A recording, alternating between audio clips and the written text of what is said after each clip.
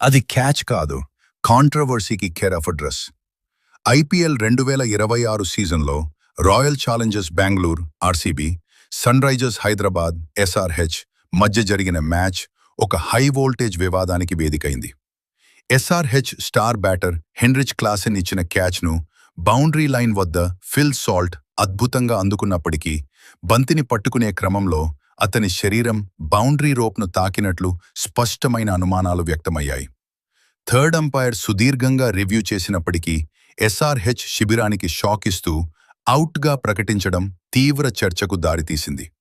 అంతకుముందు ఇషాన్ కిషన్ 80 మెరుపు ఇన్నింగ్స్తో హైదరాబాద్ జట్టు 201 పరుగుల భారీ స్కోరు సాధించినప్పటికీ ఆర్సీబీ బ్యాటర్ల వీరవిహారంతో ఆ లక్ష్యం చిన్నబోయింది.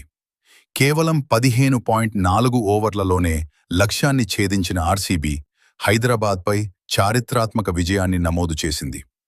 అంపైర్ నిర్ణయం మ్యాచ్ ఫలితాన్ని ప్రభావితం చేసిందని నెటిజన్లు సోషల్ మీడియాలో ఆగ్రహం వ్యక్తం చేస్తున్నారు.